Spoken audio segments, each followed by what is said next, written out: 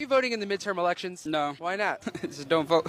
That seems like a lot of work, honestly. I'm not voting. You fucking blockhead. Like, it makes no sense to me how, like, these types of people literally take 5 minutes to 5 hours, whether it be on Instagram, TikTok, Twitter, or on YouTube, ranting about the state of the world and how society is crumbling. But then whenever it's times to show up, like, none of them want to come out because it's either too much work or society's already crumbling. It's just weird to me how, like, these type of people exist with their carefree attitudes, but they want to rant all the time, but never want to do something about it. Like, I live in Tennessee, right? Tennessee is so red, like blood red. I know that I'm probably not going to get the candidates that I want, but at least I go out there and try and say, like, you know what? I did what I did. I exercised my right as a citizen of this country, and I actually did what I had to do, man. Like, I'm picking somebody who's going to vote, and I'm going ahead and give support for that person who's working their ass off to make a change. And then you come over here talking about, like, I don't want to do the work. Like, yeah, there are long lines and all that shit, but if you put in the work, you will definitely see something. As of yesterday, 47% of the mail-in and early in-person voting was done by those who are 65 years old and older. That same demographic made up 36% of mail-in ballots requested.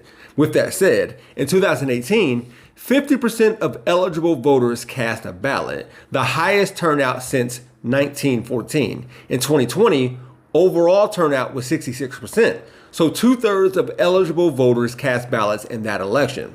That was great. Well, midterm elections are when politics and policies at the local and state level will be determined. I hopefully don't have to explain why a woman would say don't let man brains outvote women in the upcoming election. Polls say women are outvoting men as of right now. There are more women than men. With that said though, my dudes, good work with the vasectomies since the Dobbs decision. Now, turnout in 2022 is still on track to be high for a midterm election, according to ABC News, even though midterms traditionally have lower participation compared to presidential cycles despite growing interest in recent years. Also worth noting that Democratic engagement is up in marquee races across the country, but less so in sleepier congressional or state legislative races. Catalyst, a company that provides data to Democratic groups or politicians, told PolitiFact on November 2nd that at least 25.3 million people had voted by mail or in person for the November election. That already exceeds 2018, when 23.7 million ballots were cast by that same date before Election Day. Quote, this is consistent with a high turnout midterm, but most importantly, whether it will break 2018's record will come down to Election Day voting. Look at this early voting line of college kids on campus at UT Austin in Austin, Texas. The line was said to have grown and gotten longer. Next Gen America said, don't mess with Gen Z. Don't let anyone tell you young people don't show up to vote. Look, during the presidential election of the year 2000, I was 17 and I couldn't vote. So I watched and felt helpless as a person who did not win the popular vote became president.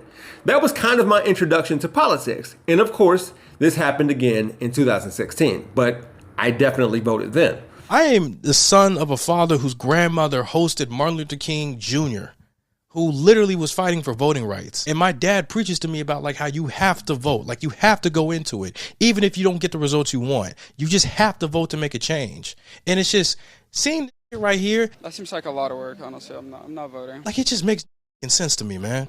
There will be obstacles, along with a drawn-out process, election fraud claims, and holes.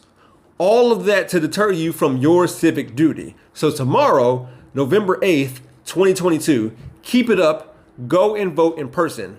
Boomers will be. For Rebel HQ, I'm Jeff Wiggins. My architect knows Japanese.